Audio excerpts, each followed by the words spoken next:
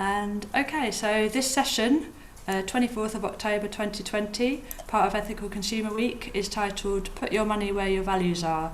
And we're going to be thinking today about how we can shape more resilient communities through our everyday financial decisions. And we're very pleased to welcome Rosie Venner and Dr. Justin Thacker, who are both from the Ecumenical Council for Corporate Responsibility. So I'll hand over to you now. Thanks, Ruth. So I'm Rosie. I manage the Money Makes Change programme for ECCR. This session today, of course, is open to people of all faiths and none, but ECCR's work is mainly with Christians in the UK. And we have a long history of bringing churches together to think about the ethics around their investments and to hold big companies to account for their actions. The Money Makes Change programme that I manage, we launched in January, and that takes things to the grassroots. It's about trying to open up conversations about values and financial decisions and help people to speak out collectively for a fairer world. We want to make money and finance just much more accessible for people and equip people to take positive action. So I don't come from a finance background, that's my disclaimer, but I am really passionate about helping people think through how they use their money for good, and I'm convinced it's one of the most important things that we can do. We definitely need to be talking more about how we use our money. I'll let Justin introduce himself. Thanks very much, Rosie, and welcome everyone to the webinar. It's great to see so many of you have logged on and chosen to join this session. My name is Justin Thacker. As been said, I am the director or leader of the Church Action for Tax Justice programme, which is one of the programmes that the ECCR runs. My background is as a theologian, and before that a medical doctor, and I'm really looking forward to kind of sharing with you today some thoughts about the values that we hold and how we put those values into practice. And actually what I've done is I've put in the chat box a link to a kind of Mentimeter word cloud thing. So if you want to just have a look in that chat box, click on that link and tell us what the values are that you hold dear. Then I'll be using that in the stuff that I'm going to share later. Just make sure that once you've filled in the Mentimeter thing, you come back to the webinar to continue the conversation with us. Thanks very much, Rosie. Wonderful. So I'm going to share my screen now. Hopefully this is all going to work smoothly and you'll be able to see some slides. Here we go. Okay, so when we pitched this workshop for Ethical Consumer Week, we wanted to bring some of what we've been exploring through the Money Makes Change programme and our advocacy work through Church Action for Tax Justice to a wider audience, and to look at some of those shared values that motivate all of us. So although this is a webinar set up, as I said, we can't see you, we can't engage in the same way as we would if we were face to face, but we are going to encourage some participation and reflection throughout the session. So please do use the Q&A box to ask questions as we go along, and we'll make sure that we have time at the end to respond to those, or we'll try and pick some of them up as we go along as well. As Justin said, we're going to be using Mentimeter, so we'll let you know when there's a new link for you to use. You might also find it helpful to have pen and paper to hand. So if there are some questions you might want to think through individually, yeah, I'll just give you a chance to grab pen and paper. There are some questions coming through. I'm wondering if Jazz and Ruth can just check on the chat box. It doesn't look like people can see the link that's being referred to, but hopefully Jazz and Ruth can sort that for us as we go along. So before we delve into the detail of how we align our values and our financial decisions and how we can take positive action, I want us first to reflect a little bit on our context. So to begin with, it's going to be looking at what are some of the challenges and what are some of the signs of hope that we see around us. Then Justin's going to take us on to think a little bit more about values and ethics. I'm going to look at the Money Makes Change framework and point to you towards some very practical actions you can take. And then, as I said, finally, we'll have some times for questions at the end, and for you to have a chance to say what actions you'd like to take, or what things you're currently involved in, and that would be great to hear from you. But yeah, let's think a little bit about where we are at the moment, and reflect a bit on our context, because our experience of the world in the past and in the current moment plays a big part in shaping our values and motivating us to take action. At a recent workshop, I asked people to share some of the things that concern them most, whether locally or globally, and these were some of the common themes. We obviously live in a very different world than we did a year ago, and the challenges that we faced at the beginning of this year are deep-rooted. They're not going away. Those big challenges around climate change, poverty, and inequality. And yet we now have the challenge of a global pandemic and all those interconnected links of injustice that mean that the poorest continue to bear the burden and big multinationals continue to make a profit. And we're going to feel the impacts of this year for many years to come on the economy, on jobs, on mental health, on our relationships with each other. And I think it's worth just saying, recognising that it may have affected some of you financially. So this might be quite a sensitive topic for you when we talk about money. Or you may have been challenged to acknowledge the privilege that you have compared to others in your community and the wider world. So just as we start, I wonder what you would add to this list. I wonder what strikes you as the biggest challenge. These things should stir us up. They should challenge us to learn, to engage, and to take action. But as well as our context shaping our values and motivating us to act, so do our visions for the future. And again, people across civil society over the last few months are saying we can't go back to normal. So what are some of those values that are rising up at the moment? What principles are people proposing for a just and sustainable recovery? And I had a look through some of the things that I've seen and I've read over the last few months. And I've pulled out a few common themes, common principles and values. And some of these might come up through the session. Some of these might be values that you are inspired by or values that motivate you. So as we start, let's just give you a moment to think for a moment, what have you been inspired by and where have you seen signs of hope? Perhaps you've seen some of these principles or values where you are in creative, supportive responses to the pandemic in your local community. Or perhaps you're involved in an organisation or a community group that tries to live out some of these values. Which of these values will help us build more resilient, sustainable communities? And what part can we play through our financial decisions and through the campaigning that we do? That's what we're going to look at today. So to help us think a little bit more about ethics and values as the grounding for the actions that we take, I'm going to hand over to Justin now. So I'm going to stop sharing my screen for a moment. All these slides will be available afterwards. So yeah, you can have access to them. Right, I'll hand back to Justin. Okay, thank you, Rosie. So I'm going to share my screen now as well. Let me get that right.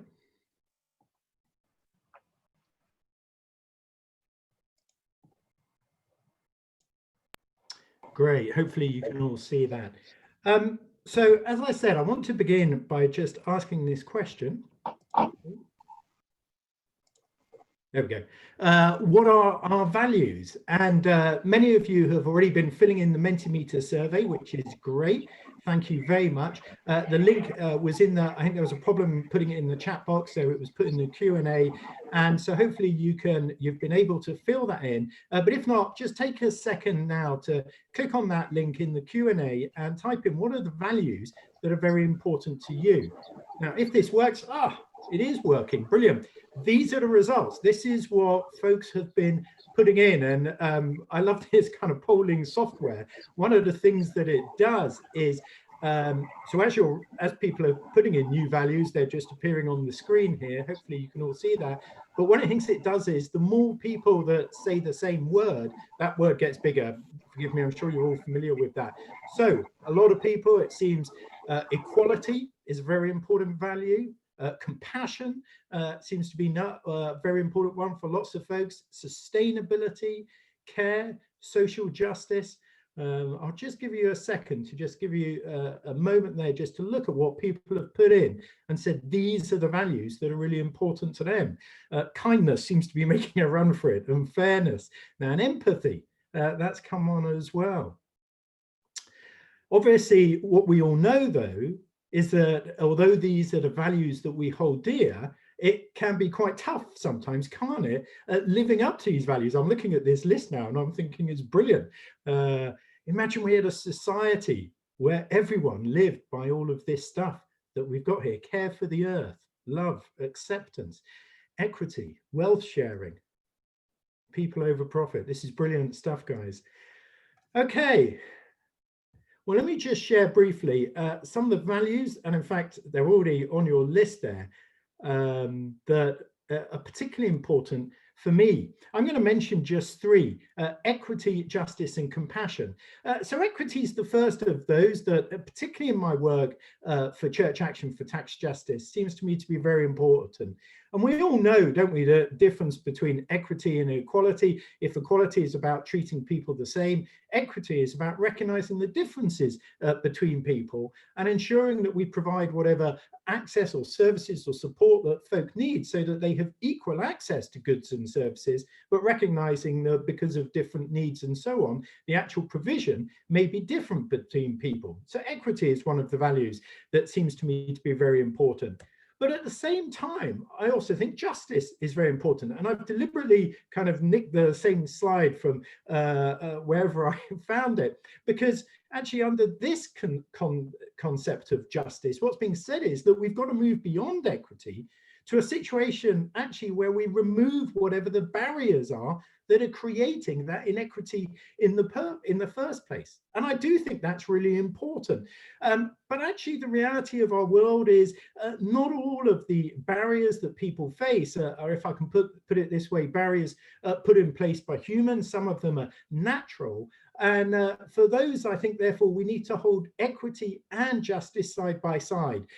It's not enough, if I can put it this way, just to go for justice, because sometimes the world life just is unjust and actually there's nothing we could do about it. So we need to pursue both equity and justice. And many of you will know Brian Stevenson's work. And so I think his quotation here about the opposite of poverty not being wealth, but being justice, kind of speaks to that point, actually, that so much of the struggles that folk face in this world are caused by injustice, and it's that injustice that we need to tackle. But the third value I want to mention is compassion. Many of you mentioned that when in the little Mentimeter survey. And the essence of compassion, we know, is about having empathy towards other people, recognizing their needs and having a feeling for them. But the reason I love this image as an illustration of what compassion means is because for me and my faith tradition, the idea, and I'm sure for many of you as well, the idea of compassion is not just about feeling or having a sense of empathy towards those who can pay you back in some way. It's also about having that sense of empathy towards those who cannot in any way pay you back. And so I love this idea of the toddler trying to help up the bronze statue who can't do anything for the toddler, but yet the toddler still wants to help him or her. And so, as I say, in my faith tradition, there is this idea that empathy and compassion is not just for those that you like or those you want to help and support. It actually even goes towards your enemies and those you dislike. Now, I'm not saying that I find that easy to live by. I struggle enough to give compassion to the people I like, let alone to the people I dislike. But certainly for me, the value of compassion is this sense of empathy towards everyone, not just those that I would find it easy to show compassion to. But many of you mentioned equity, justice, and compassion as well, and that was great to see. But what I want to talk about briefly are some of the challenges that we face in living out these values that we recognize are really important to us. So I'm going to talk about 6 different ways in which we can face struggle in living out our values. And I'm saying this not to depress us or not to make us give up, but in fact, the opposite. It's to encourage us to try and overcome some of these challenges. And so the first of those challenges in living out our values is that we can be hindered by the very structures and systems which surround us. I'm sure it's not just my experience that, you know, I've gone into a supermarket, maybe not this one, but gone into a supermarket and found that the fair trade bananas are the ones in the plastic packaging, but the ones without the plastic packaging are not fair trade. And so, of course, what I want to do is buy both the non-plastic and fair trade bananas, but the very structure, the system in which I find myself sort of prevents that. I have to make a choice almost of, okay, well, which of these two values am I going to live by on this occasion? And of course, I can write to the retailer and so on and ask them to change their practices. But I'm just trying to illustrate this point that one of the challenges we sometimes face in living out our values are the systems in which we find ourselves. Another challenge we often face is the social pressure around us. I love this image here of someone who's bucking the trend of the particular social group in which they find themselves. And we as adults, of course, as well, have social pressures. We have peer groups, and sometimes they influence our behavior and our decisions. And it can be difficult to live out our values because we're conforming with those around us. I know certainly more than once I've been in a restaurant chain, which I don't particularly like because of the tax practices of that restaurant chain. But, you know, that's where, and I guess I should say this is pre-COVID, but that's where the social group has chosen to go that evening, or that's where the birthday celebration is taking place. And, you know, I don't want to be a curmudgeon and spend the whole evening going, well, you know, the tax practices of this place are bad. So, you know, you go along. But I'm just saying sometimes there can be a challenge living out our values because we all, to some extent, conform to the social pressures, the peer pressures around us. We also sometimes struggle to live out our values because of our responsibilities. As I say, I work on a program which is campaigning for tax justice. Many of you will know that both Netflix and Amazon are atrocious in their tax practices, and I dislike both organizations for that reason.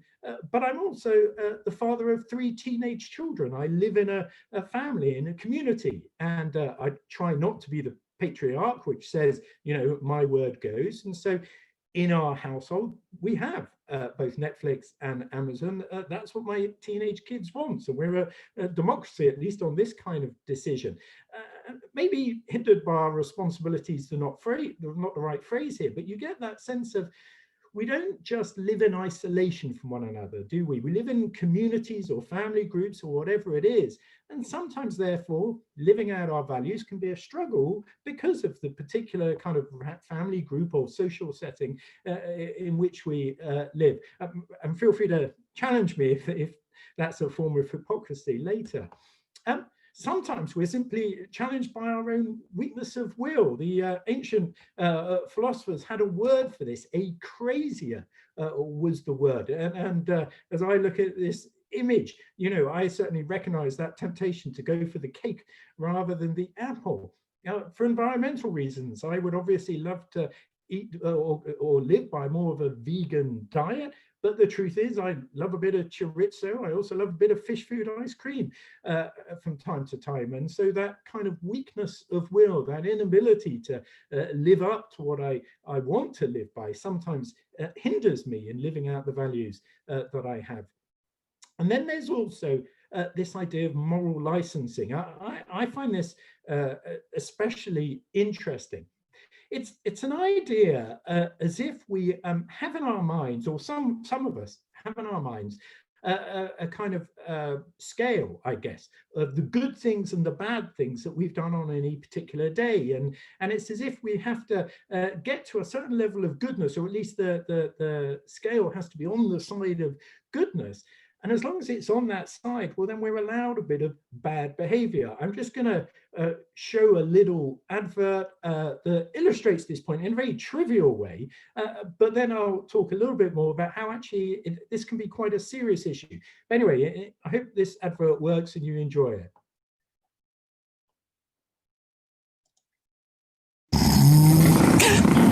Embrace routine. Dress accordingly. Find a suitable partner. Make sacrifices. Be a role model. Be frugal. Promote hygiene. Listen, listen, listen. And relax. Muffin break. You deserve it. Okay, so forgive the gender stereotyping in the advert. It's not my advert, but it's this idea that, you know, because we've done some good things in the day, we're now entitled to do something perhaps a little bit worse. And actually, there's some serious research behind this. There's a particular study done with university students in Toronto. These kind of things are always done with students, aren't they? But anyway, done with university students in Toronto, where an experiment done where they were given a choice about groceries to buy, and the choice was to buy green groceries or environmentally friendly ones and less environmentally friendly ones. And what they found is that the students that chose the environmentally friendly groceries, then in a separate experiment that the students thought was different or distinct, but actually was related, the students who had bought the environmentally friendly groceries were more likely to then actually cheat and lie in this subsequent kind of psychological experiment that they were undertaking. And so there is this issue, or is this phenomenon, and a number of different studies have shown it, where it is in our minds as if we've done enough good stuff, so now we can do something bad. And that may be one of the reasons why we sometimes struggle to live out our values. And then third, or lastly, I think we're about sixthly, sometimes we struggle with our values because actually there's a conflict between the very values themselves. Many of you, I think, will be familiar with Kate Raworth's work, Donut Economics, and this image is taken from her work. And she talks about the fact that as we think about GDP and economic growth and so on the one hand, there's an ecological ceiling. We can't go beyond a certain degree of economic development because that's going to cause problems for the planet, and obviously is causing problems for the planet. But at the same time, we can't go below a certain level because then people don't have a sufficient standard of living. And so we've got to kind of live in this sort of sweet spot, as it were, this donut between the ecological ceiling and the social foundation. But the point is, therefore, these things are in tension to some extent with each other. How much we grow economically versus having at least a sufficient level of economic growth for all. Other tensions within our values are sometimes, for instance, we might have a tension between short-term approach to a problem and a long-term approach. I was just reading recently from a friend of mine who works for a homeless charity, talking about that thorny question of do you give money to someone homeless on the streets who asks you for money? And this guy who works for a homeless charity was saying absolutely not. Our compassion in the moment might make us want to give some funds to the homeless person. But what this guy was saying is, look, we can do more long-term good if those funds are given to the charity who can actually support the individuals who are homeless in a much wider way than simply their immediate kind of needs at that moment. Sometimes we face a tension between thinking locally and thinking globally. Now, of course, we all want to do both, but if we think about maybe the charities that we support financially, our money can't be spent twice. So it either goes to charities that are working in a local way or charities that are working in a global way. So again, there can be a conflict or a tension there, and maybe a heart v head tension as well. You know, what we feel versus what we think.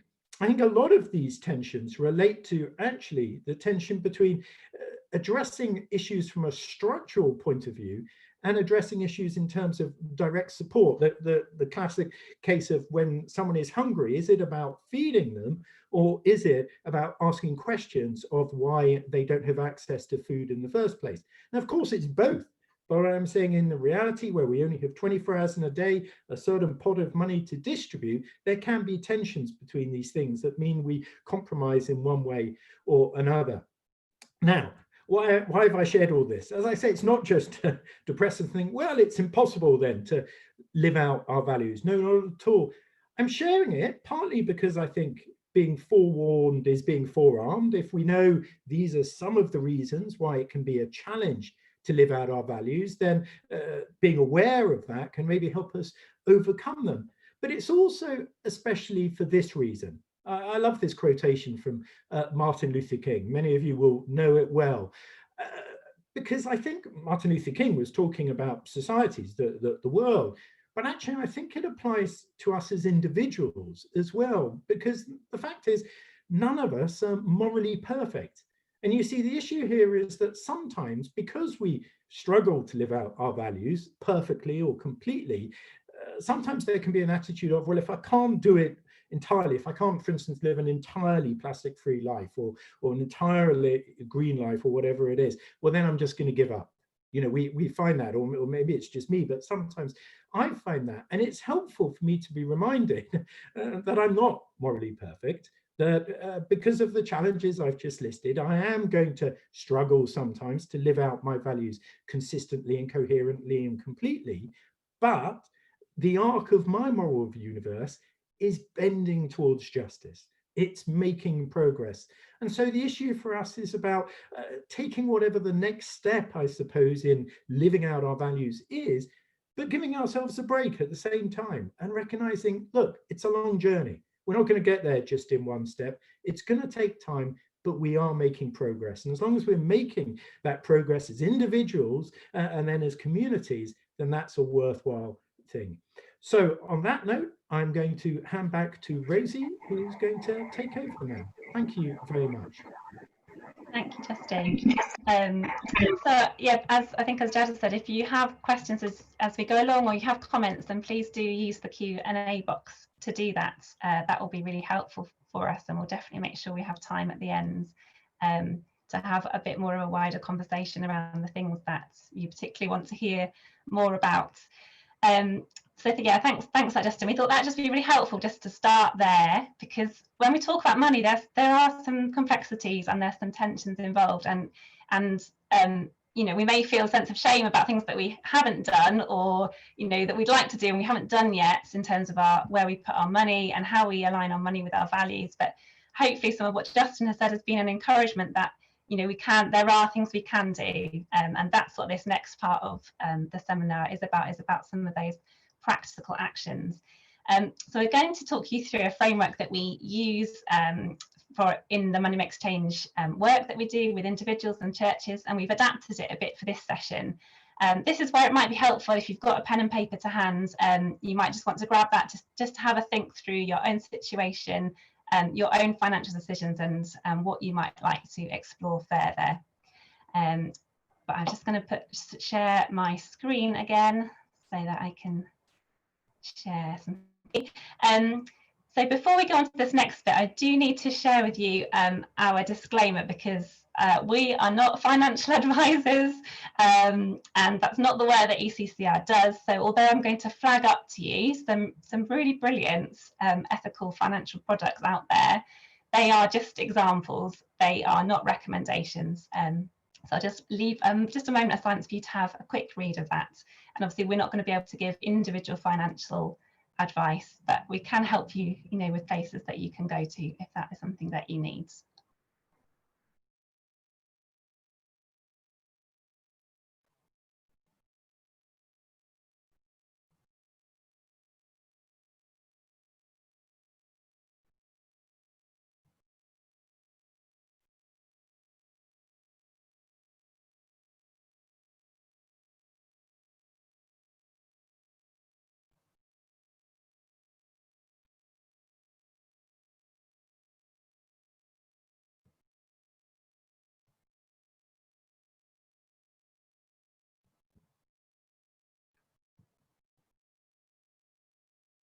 Okay, thank you. That's the legal bits out the way.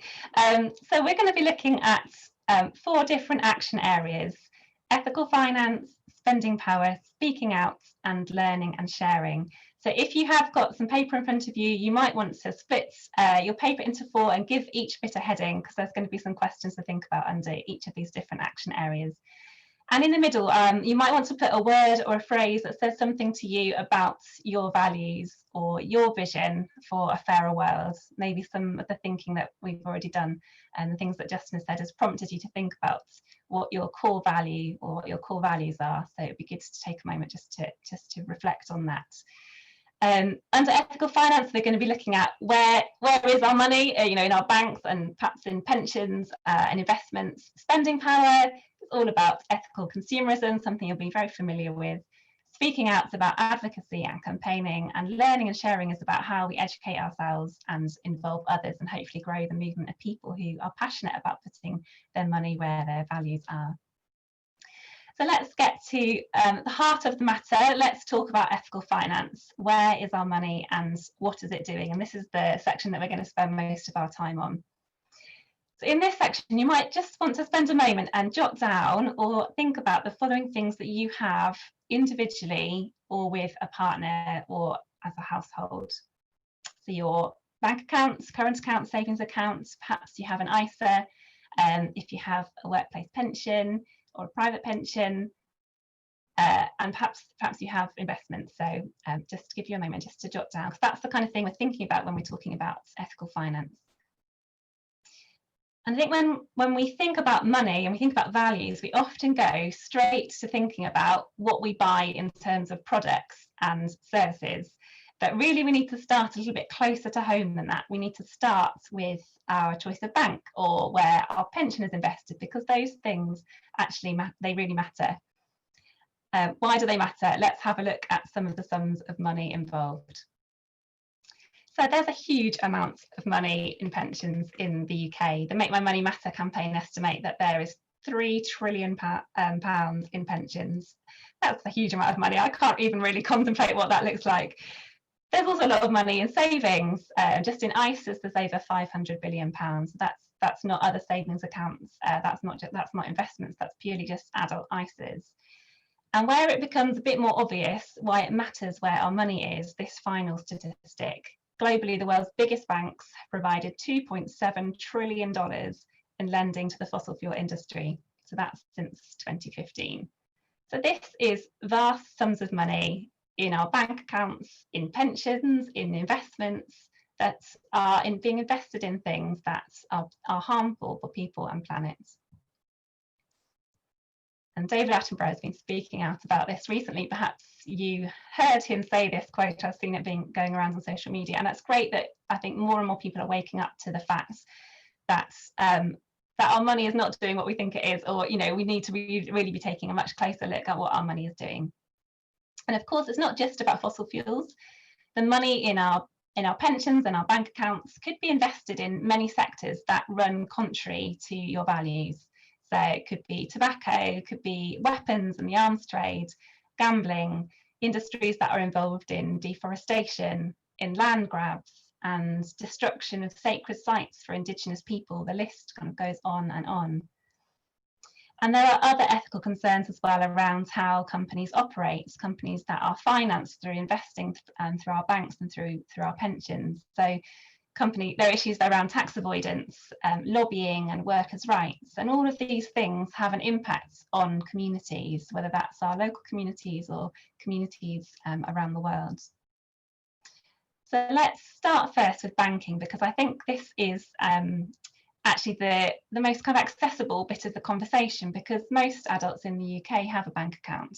And so it's a point at which we can actually have a conversation with people, and it's something that actually we can do fairly easily.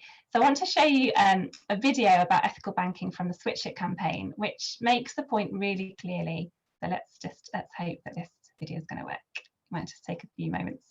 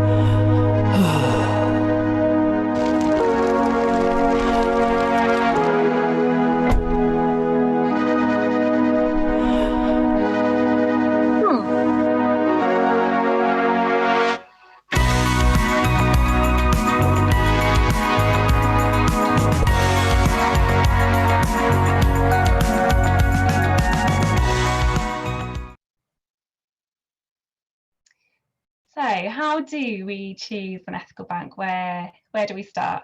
So it comes as no surprise that I would say that ethical consumer is the first place that I would start. So do have a look at the ethical consumer guides around banking, and the latest magazine has got some brilliant articles. Certainly if this isn't something that you thought about before, then I recommend having a dig around the ethical consumer website and having a look at the ratings for different current accounts and savings accounts. Switch It, who produced that little video that I've just shown, they have a great tool on their website. You can go, you just simply put in your bank account and it will tell you your bank's track record on fossil fuel investments, and it will give you some suggestions for ethical alternatives. ECCR have been involved in a nuclear weapons financing research group report. I'll just put the link to that there, and these slides will be available, and we'll make sure that they're available to people, so don't worry if you don't catch all the links. So yeah, there's a report that we've been involved in, which is around our bank's investments in companies that are manufacturing nuclear weapons. So if that's something that's you're really passionate about and you want to find more about what your bank's role is, then you can have a look at that report. So there are lots of great tools out there. I think it's just a matter of going and having a look and doing your research. Worth pointing out that building societies and credit unions are really good options. They're accountable to customers or their members rather than shareholders, and they don't lend in the same way to big multinationals. So it's really worth checking out what's available to you locally. And also I'd flag up BankTrack. I think you can hear from them in Ethical Consumer Week on Monday evening, which would be a really good session to attend. They do a lot of really detailed research around banks and funding of harmful industries. So although banks aren't always super transparent about what they're investing in, there are some excellent organisations out there that are digging around and actually will help you understand what your bank is invested in. And obviously switching your bank account might seem like a huge task, and it might be one of those things that causes you to stumble, that sense of you do have time to do it and time to do the research, time to work out what's the most ethical option. But if you do decide to switch, the switch guarantee actually does make it pretty easy. So your new bank will do a lot of the legwork for you. It will sort out your payments and it will move your balance across. And if you are switching your bank, then it's really worth telling your bank why you are leaving, whether that's in person or by writing to them. I don't think she'll mind me saying this, but my mum has recently switched her account from one of the big high street banks to Triodos, and she went into her old bank to tell them that she was moving because of ethical reasons, and the cashier said, "Oh, is it because of climate change?" And she said, yeah, and he said, "Oh yeah, a lot of people are moving." So she was encouraged by that. I think we should be encouraged that this is something people are talking a lot more about. Certainly a lot more people understanding that the money that's in their bank account might be financing fossil fuels and actually wanting to do something about that. So let's think about pensions next. Client Earth are doing some brilliant work around pensions, and just leave that quote there for you to have a look at. Your pension may be your greatest contribution to the financial system, which I think that's a really powerful statement, because how often do we talk about pensions? Maybe in different generations people do talk about pensions to different extents, but actually I would say that people that I meet, my peers, are really not talking about pensions, and certainly not talking about the ethics of their pensions. Actually, can we turn this around? Can we make this something that people really do think and talk about? If you're saving for your future in your pension, what kind of world is your money shaping right now? Because your money is being used right now. Most people would be really shocked to discover what their pension is invested in. So how can you take action with your pension? It can feel pretty daunting. I think it is more daunting than looking at your bank accounts, but there's lots of help out there to get you started. And here's just a few things for you to take a look at. So Make My Money Matter, a great new campaigning network and lots of resources online. They are calling on all UK pension funds to commit to net zero emissions, and they've seen some quite positive responses from pension funds over the last few months. And you can use the tools on their website to contact your pension provider. Share Action have been doing work around pensions for a long time. They have some excellent resources, really accessible resources on their website. So it's worth saying that, you know, it's pretty complex when you start looking at your pension.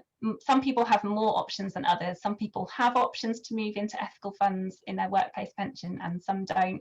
If you really don't know where to start, I'd recommend going to Share Action and looking through their resources, because they really help you understand what options might be open to you, and obviously you can get involved in campaigning with them as well.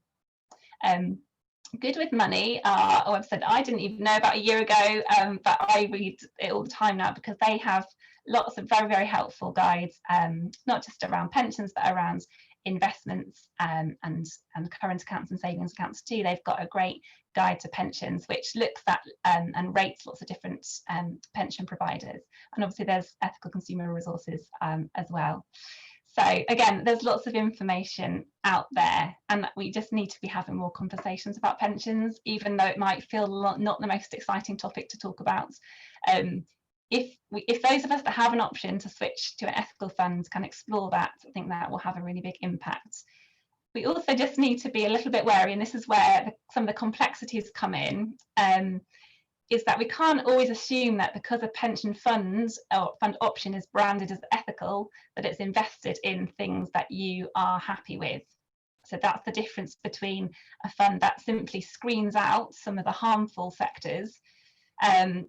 You know, it might not actually be choosing to invest in companies that are actively making the world a better place. So that we'll talk a little bit more about that in a moment, around the difference between kind of screening things out, which you might think maybe in terms of ethical consumerism, you might think about that in terms of kind of boycotting things. But what about screening in? So what about actually choosing to put your money, spend your money to things that are actively causing, you know, making good things happen in the world? So that's just a little bit about pensions. Obviously, it's a massive topic we could talk more about, but maybe if you have questions, we can come back to that later. But where you can have a lot more control around where your money is being used and matching it up with your values is impact investing. So that's what we're going to talk about a little bit next. Impact investing is one of those terms that needs unpacking. It's a bit of industry jargon. I think it can feel like it's something that's not, you know, it's not for us, it's not for me. You know, it just sounds like it could be quite complex. You might hear people talking about ESG investing when it comes to ethical investments. ESG simply stands for environmental, social, and governance. And that tends to refer to funds that screen out companies from so-called bad industries. So tobacco, alcohol, gambling, and weapons tend to be the four that they tend to screen out. But if you do a bit of digging around in some of the ESG funds, you might find things that you don't want to be invested in for a range of ethical reasons. So some of the big tech giants, companies that are massive tax avoiders, big pharmaceutical companies whose ethics you might disagree with. So if we contrast this with impact investing, impact tends to screen in investments based on companies or projects that are doing good in ways that we can measure. And that's the kind of key thing about impact investing. Impact investments are increasingly being linked to the UN Sustainable Development Goals.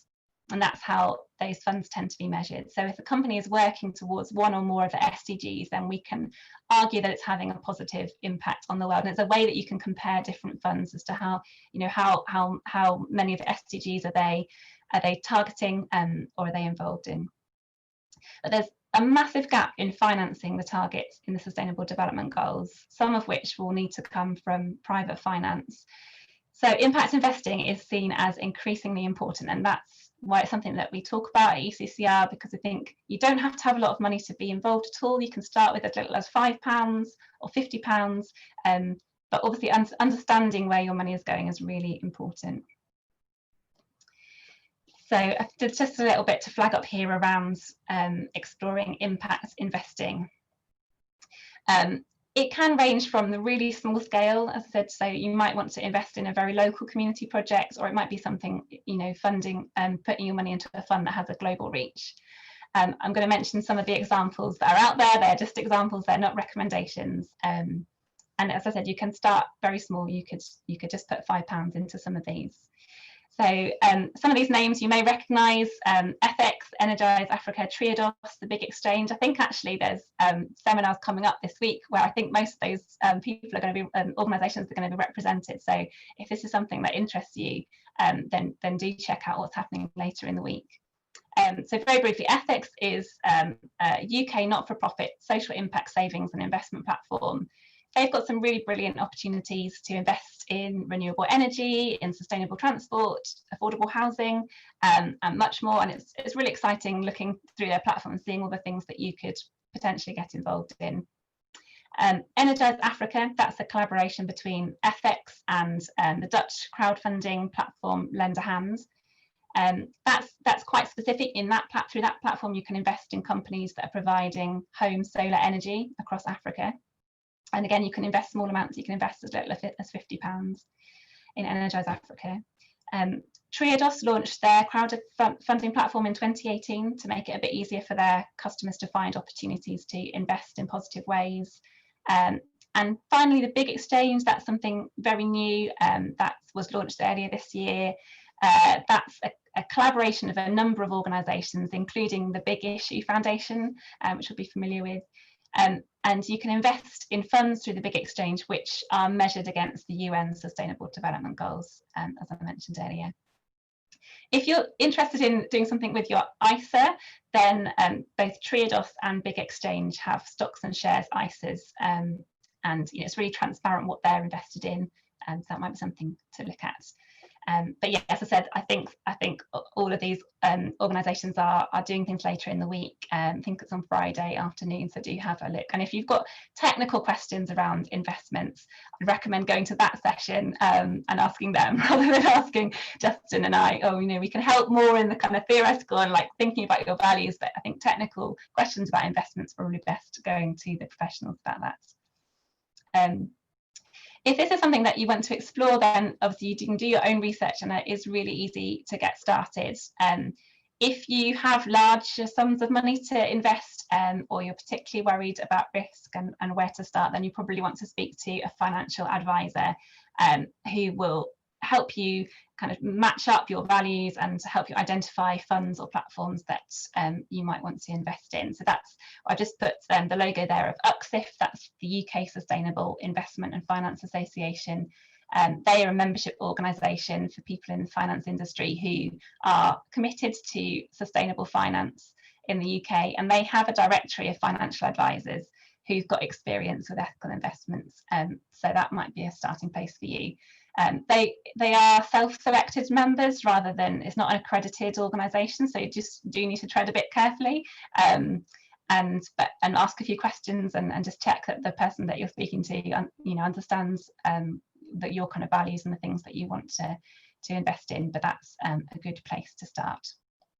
So if you have investments or you want to explore investing, then it's really worth, I think, having a serious think about your values and the kind of impact that you want to have on the world, and doing that kind of thinking first before you get excited about all the things that there are that you could get involved with. We're going to move on now to thinking about spending power. So sorry, my slides are jumping ahead. So the second bit of the framework is around spending power. And this is something that you might feel a lot more familiar with. If you're a regular reader of Ethical Consumer magazine, then this is probably something you're thinking about regularly, about the kinds of products and services that you buy and the impact that can have on the world. So perhaps you might want to, in this section, just think a little bit about the way you spend money, if there are any particular values that guide your spending decisions. And for me, the thing that challenges me most around my spending is being reminded about those really complex connections between what I buy and the potential harm that product has caused. So from its beginning to how it got into my shopping basket. So I might want to think about the raw materials and where they came from, how it was extracted, how it was cultivated or harvested, who made the product, what were their working conditions like, how much were they paid, how was the product packaged and transported, and which company profited the most from that product, and what do I know about them?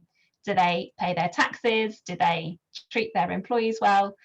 There are so many questions to ask, and I think that's where that sense of values and how we actually practically address it through our spending power, it gets really complicated, because some of those things we weigh up against each other, some of the things we might not know enough about, we might need to do a bit of research. So there are lots and lots of things to think about. So what can help us kind of make that start? Or all those of you who've already been on this journey for a long time, think about the next step to take.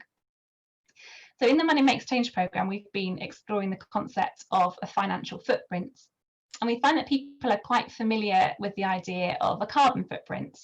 But our financial footprint is something, it's a bit more conceptual. It can't be measured in the same way, but it's the idea of reflecting on all the money that you spend and where that ends up and what it enables. Does it cause harm? Does it cause people and planet to flourish?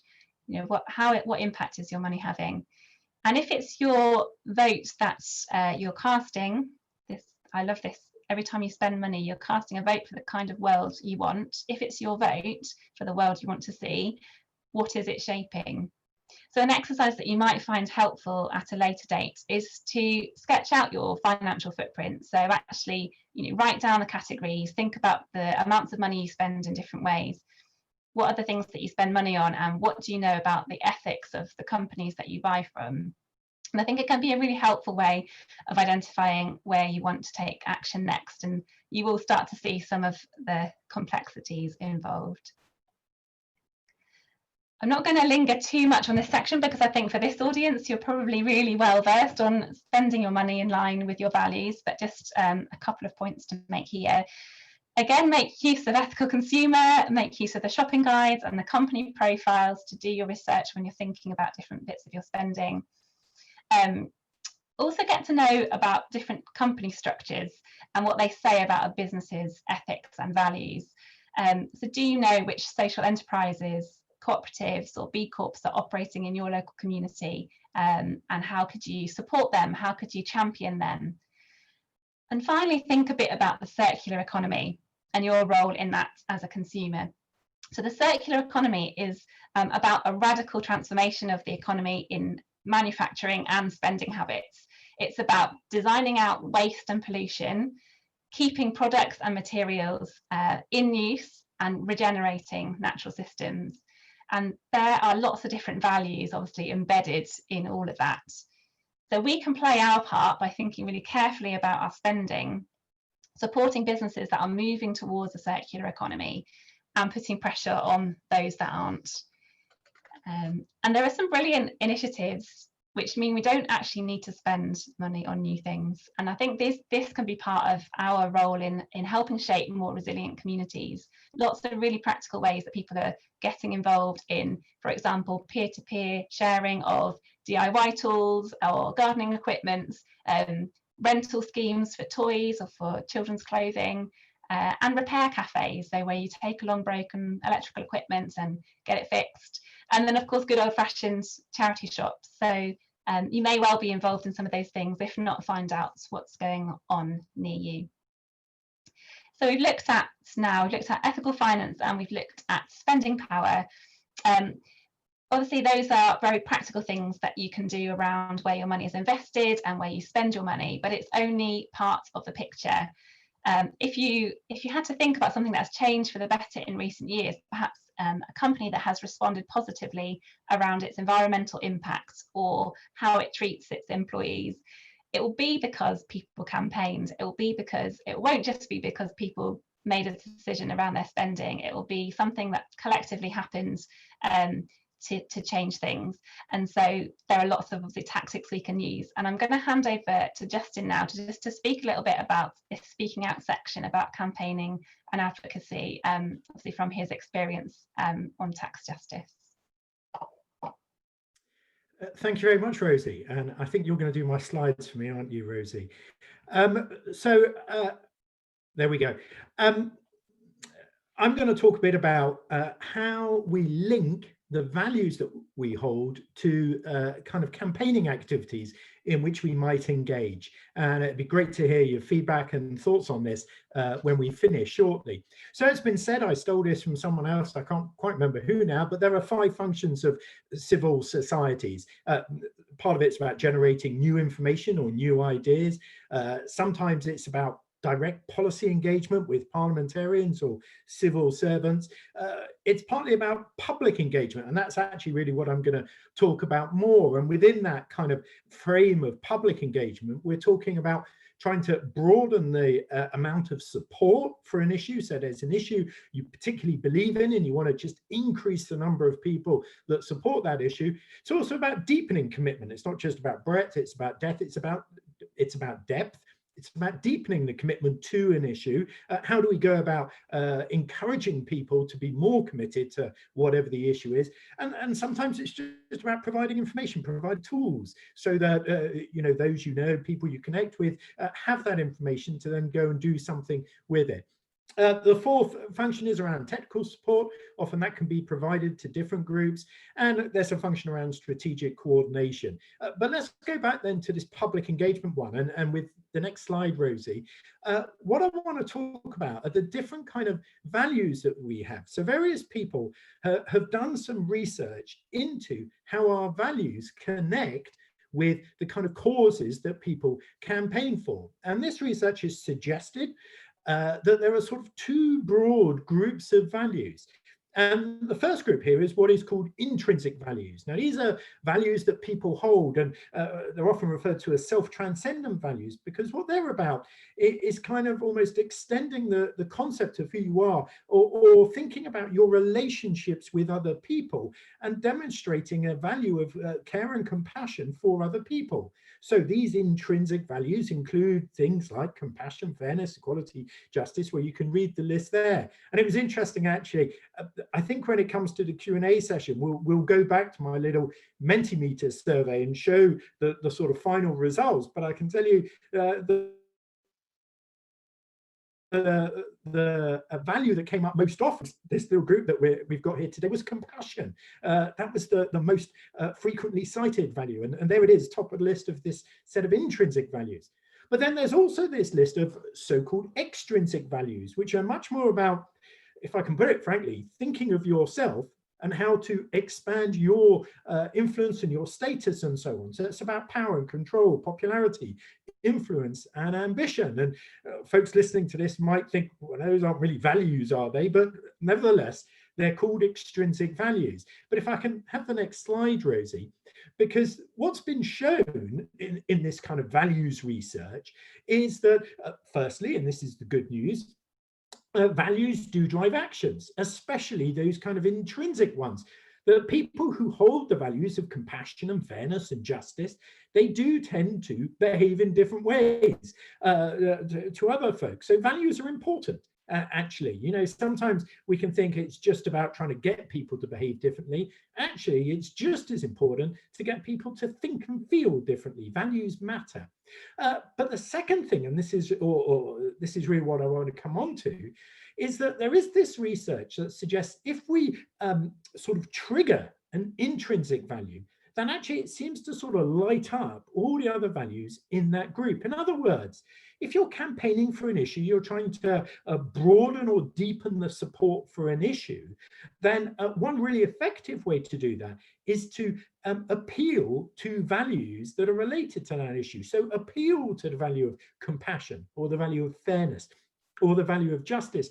And what seems to happen is that if you waken up one of the values in that intrinsic group, then all the other collected values there, kindness, generosity, equality, they seem to kind of link together almost in people's brains, and the whole thing wakes up, so the research suggests.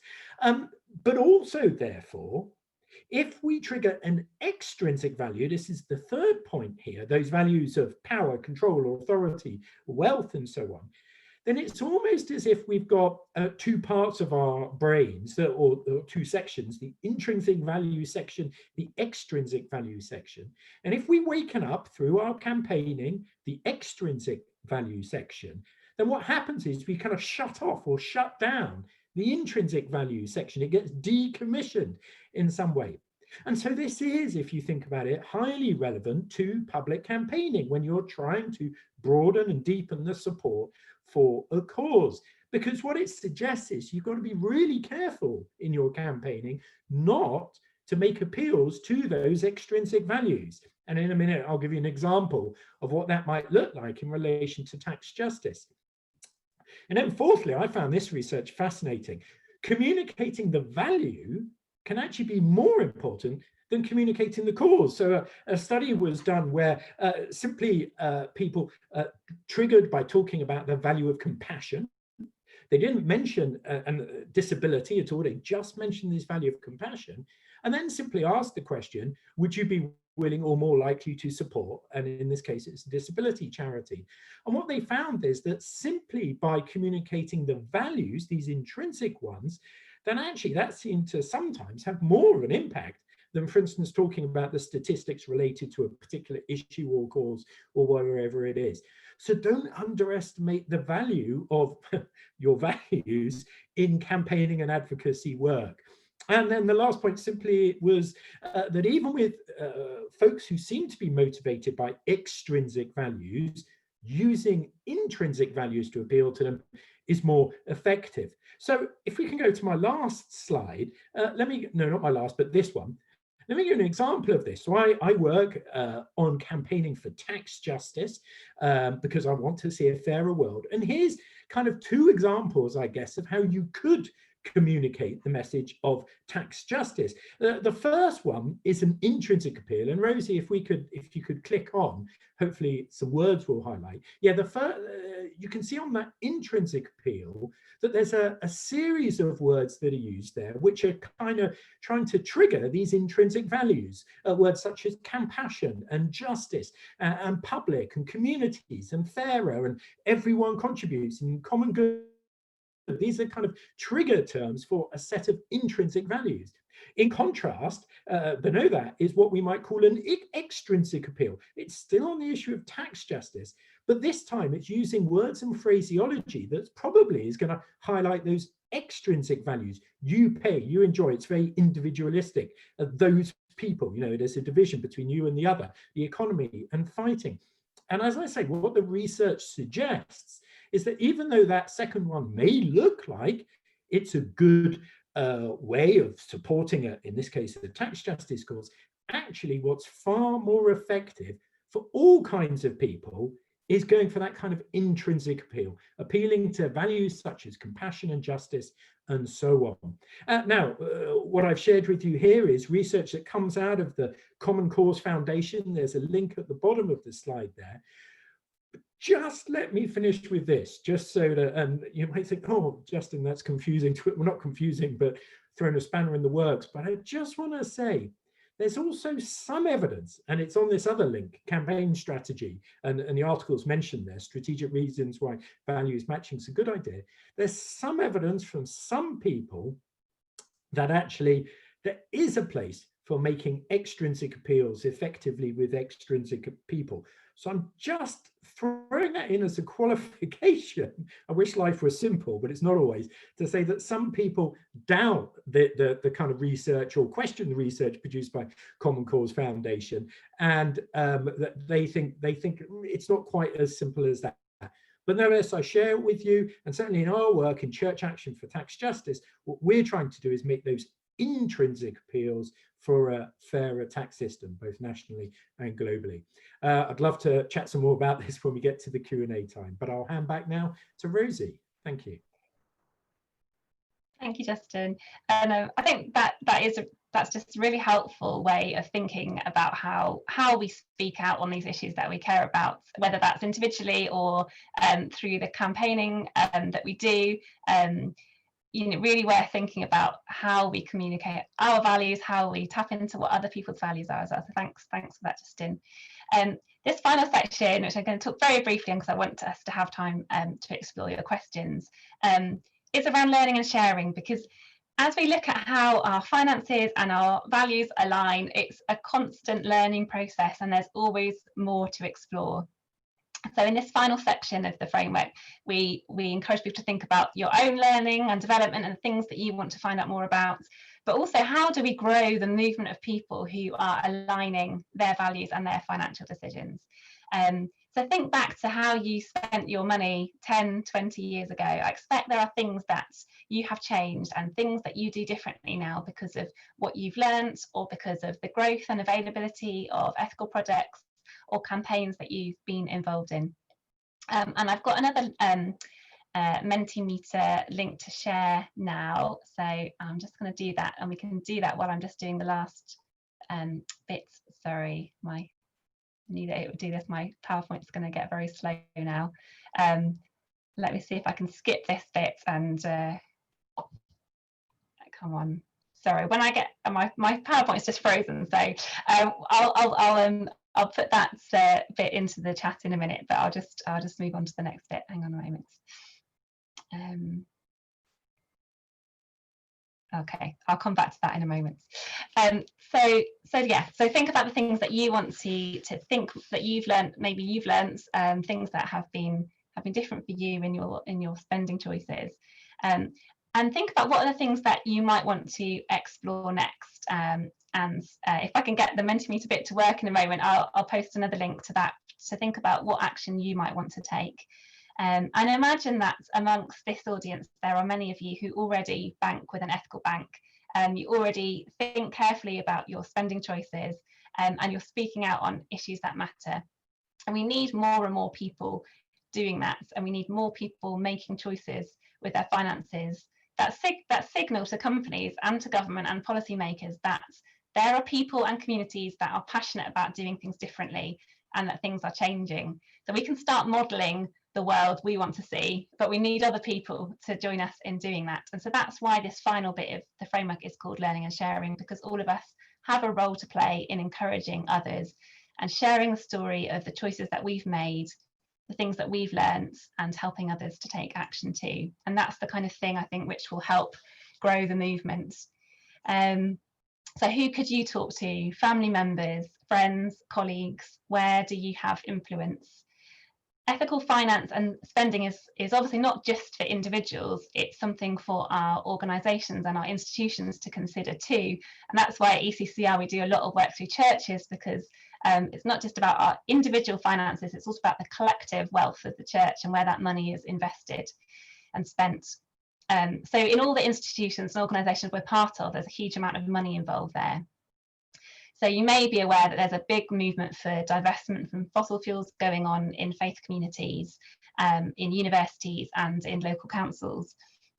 You may have seen that the former Archbishop of Canterbury, Rowan Williams, recently calling on UK universities to follow the example of Cambridge and end their fossil fuel investments. So which organisations or institutions do you have a connection with? And it might be something as small as talking to your local community group or a charity you're involved with about choosing an ethical bank account. Or it might be about getting involved in a bigger campaign around your council's pension investments. So there's really a lot of energy around ethical finance at the moment, and lots to be hopeful about, but we just need to keep that pressure up, and we need to keep speaking out and getting others involved. So yes, my slides have frozen, so I'm going to stop sharing because that's not super helpful to be stuck there. So we're going to draw to a close now, so we've got time for questions. I hope that you found this framework helpful and encouraging, and that there might be maybe things that you want us to pick up a bit more on now. So what I'm going to try and do is share in the chat box the Mentimeter links that we just missed out on at the end. So while people are adding questions, maybe just reflecting a little bit on what we want to ask, then also do use the Mentimeter links that I'm going to post now, and we'll share those as well at the end. So I've got two questions that I'm going to ask. One is around how have your financial choices changed over the years, and the second is around what action do you want to take, or what actions are you taking? Because I think it would be really encouraging for us to share those with each other. I'll give you a few moments to ask any of those burning questions that you've got, or comment, if there are comments people want to make, put those in the Q&A as well. And I think, Rosie, while people are putting or answering your Mentimeter survey. If it's okay, I will actually just share the kind of results earlier of the values survey, just so that people can see that. And ignore that. Oh no, there we go. Yeah, it's showing that. So folks may just want to see that just as we're sharing or addressing the questions.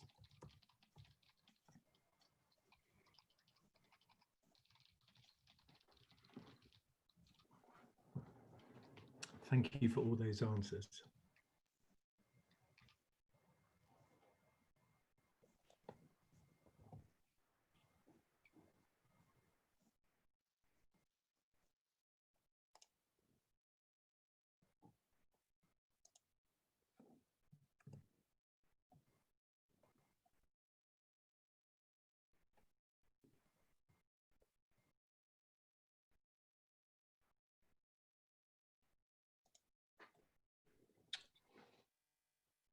Right, what I'll do is hopefully people have had a chance to look at maybe the first of the Menti links that I sent, the financial choices one, and I'll just share my screen now so we can have a look at that, and then we'll start having a look at some of your questions.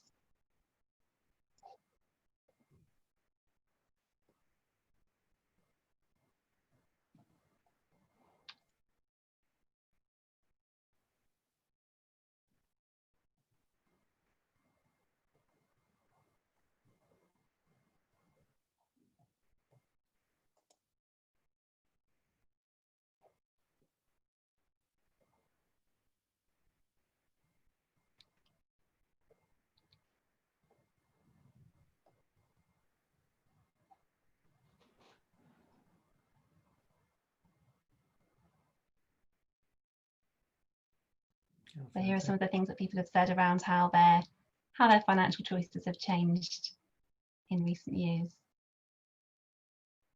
Quite a lot around banks and investments. So Rosie, there's a few questions here which I think relate more to you. Are you okay? Yeah, I can do those. Can I read them out to you? Is that okay? Yeah. Do you want to do that? Yeah. Yeah. I think I spotted some of them already. And I don't know if you'll know the answers to these. The first one is I'm retired and have a pension with teachers' pensions. What can this person do? And I think the implication is they're already drawing their pension. Yeah. Do they have options to change their pension to a more ethical one if they're already drawing it? In fact, a second person asks essentially the same question. Yeah, that's a really good point. I really wish I knew a clear answer to that. I think there may be options that are open to you. I think my starting point would be to go and look at Share Action's guide and the Good with Money guide, and check their FAQs. I know that's a bit of a get out clause for me, but every pension fund is going to be different, and everyone's options are going to be different. But obviously, you can talk to your pension provider, find out a bit more about how the money has been invested. But it may be that pensions, if it isn't something that you can do something about, if you've got a savings account or you've got a lump sum, then it might be worth thinking, what do you do with that? So it's one of those things that if you can't do something on this hand, what is the other thing that you could be doing? Even if it's a small amount of money, could you be, if you have a savings account, could you be looking at what you do with that if your pension is not something that you can do anything with? So I think it's probably a bit of a balancing act. I saw the question about mortgages. That's a really great question, because that is a financial product that quite a lot of people have to make a big decision about. I'm very pleased to say that Ethical Consumer have a great resource on this. So if you're a subscriber, then I think it's been updated recently. I don't know if Ruth can say anything more about that. But yeah, there's Ethical Consumer have done research and rated different mortgage companies. So yeah, but there's a good tool you can use for that. Can you actually hear me? My video is not working. Yeah. But yeah, we have just updated the mortgages guide, which if people are subscribers, that's the magazine that should be arriving with you this week, and the guides online will go up in the next week or so. But the basic advice, really, the simple advice for mortgages is building societies rather than banks. That's what they're focused on. They're not doing all the dodgy investing in fossil fuels that banks are. and you know they're mainly they're there to provide better products for their members. That's their primary purpose, rather than making profit for shareholders. Yeah, absolutely. There's a comment about Triodos. It's great to hear that. Yeah, I mean they top the list of pretty much every ethical scorecard I've seen. So yeah, Triodos worth having a look at, not just for the current accounts, but also for things like ISAs as well. But again, that's not a recommendation from me. That's, you know, they independently, you know, lots of people score them very highly. And have you seen that last question, Rosie? The one from Zaria? Yeah. I just wonder if you have any thoughts on that. That's interesting. So we, so on the ECCR website, we have done some analysis on charity bank accounts, because obviously what you need as a charity is slightly different from what you need as an individual. So we did our research predominantly for churches that were looking for bank accounts. So there are some options. There's things like Charity Bank out there. Obviously, building societies, as we said, tend to be a good ethical option. I don't know if credit unions offer bank accounts to charities and community groups. It might be worth exploring if your local credit union offers that service. But yeah, I mean, it's tricky. Often you're trying to balance what you require and the kind of services and functions that you need from a bank account with what's on offer, and that it is, you know, it can be really tricky to find exactly the right product that you need, and sometimes there are some, you know, you're going to need to choose something that might not be completely perfect. But I do think it's something that more charities and community groups could do with looking into, and maybe we could do some more work around that and update our guide. But yeah, do have a look on our, I'll see if I can post a link in the text in the chat group to the analysis that we've done for charity bank accounts. Oh, Hilary mentions the co-op. Yeah, who I think ethical consumer score fairly well, and yeah, that's good if they've got an option for charities.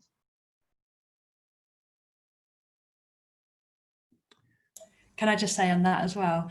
Yeah, so we've just updated our guide for small business banking, and there's a section in that's also in the next magazine coming out now. There's a section in that for which of those providers have accounts for community groups, and some of them will only do registered charities, but some of them will do unconstituted community groups. So I might be able to put something about that in the forum. I'll say a bit more about that in the closing comments.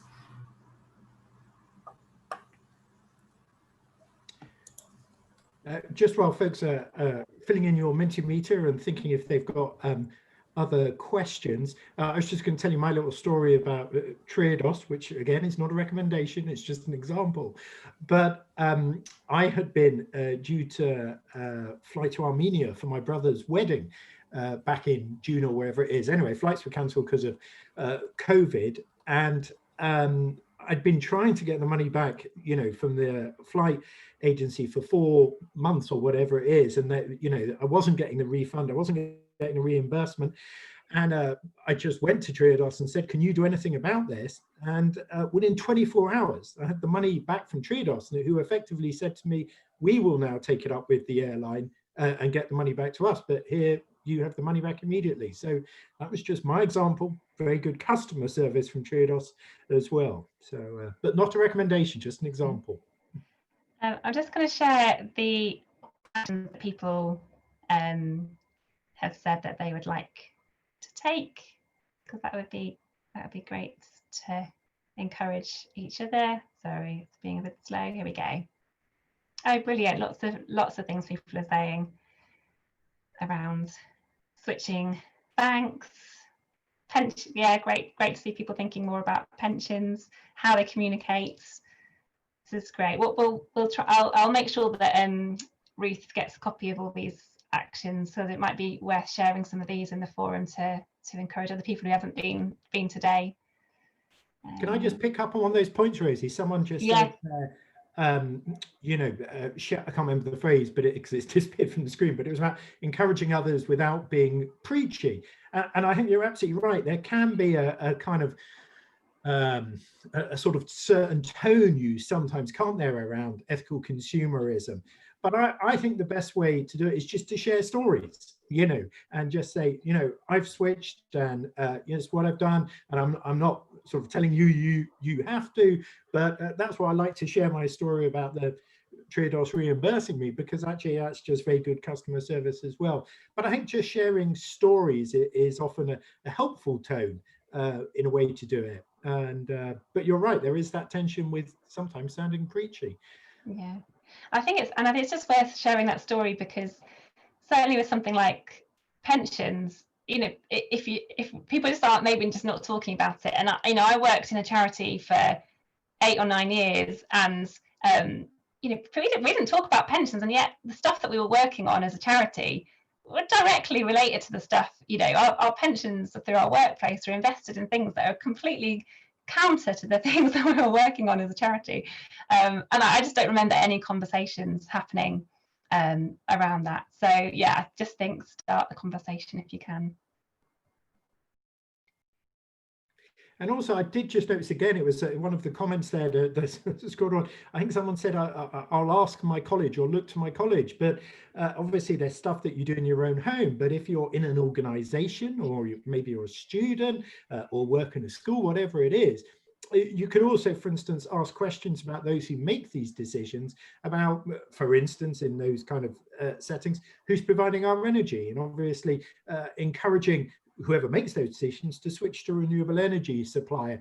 I think what I'm trying to say here is that it's not just about how we personally behave. It's not about how we communicate. It's not just about how we communicate to friends and family, but also to the institutions where we study or where we work.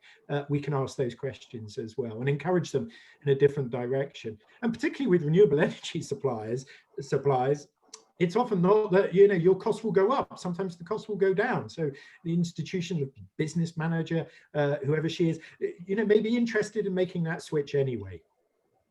Yeah, I think sometimes, and maybe an institution doing it can actually, and talking about what they've done, can then also then affect other people, and maybe employees and people in the local community to think about it too. So just an example of a church that I was speaking to recently, a church that they changed their energy supplier, and they just talked about it with the congregation and said, talked about why they'd done it. And then they set up a switch day where they could encourage people from the local community to come, and they'd help them to compare different energy suppliers, people who maybe weren't so used to using online comparison sites and a bit nervous about doing that. They helped them look at different renewable suppliers, and loads of people made a switch through people in the church actually just supporting them to look through their options, and almost everybody saved money in doing it. And that was in an area where people were in fuel poverty, people really struggling to pay their energy bills. So some of these things can really go hand in hand. Choosing an ethical option can also be, it might sometimes be the cheap and the best option for somebody. So it's a conversation we have in our institutions can kind of then overflow into people's personal behaviour and spending habits as well. It kind of goes both ways.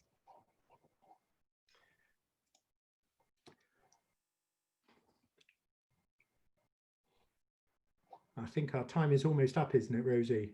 Yeah, I think we've answered the questions, or the ones that we've been able to, as they've come up.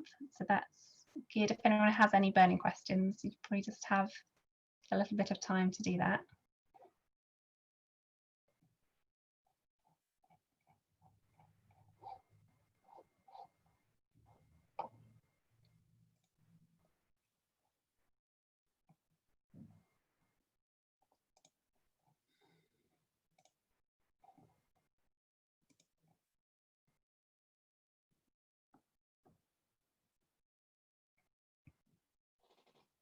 But I'll just repeat what I said earlier, that I spotted coming up in the programme, there are quite a few other sessions around ethical finance coming up. BankTrack have got something around banking and the climate crisis. I mean, Ruth will be able to say more about this, or to take a look on the website. But also there are a number of impact investing platforms that have also got a workshop coming up as well. So yeah, do have a look through the programme, because there's some really good stuff happening this week.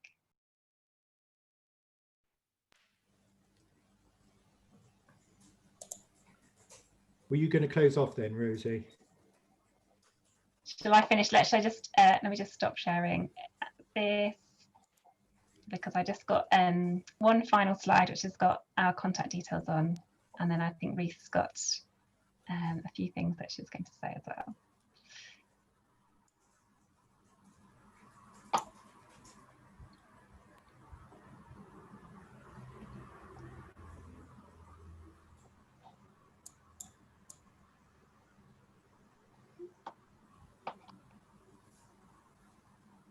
Sorry. Get there.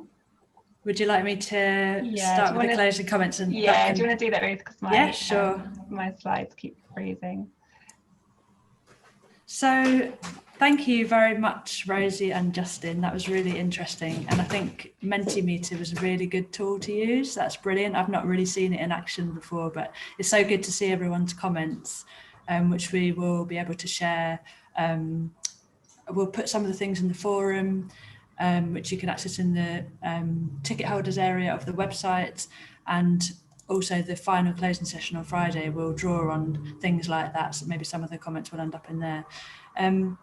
Yeah, thank you to everybody who's attended. We had around 60 people in the end, so that was brilliant, and I hope you've got a lot out of this. There are some related events during the week if you want to go further into looking into money and what you can do with putting it into more ethical places.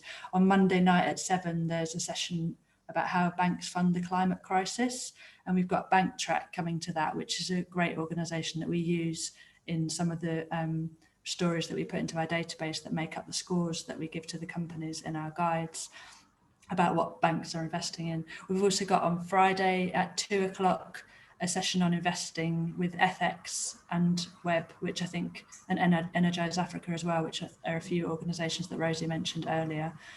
And yeah, don't forget that we have just updated our guides to bank accounts, both current and savings accounts, and also ethical investment funds.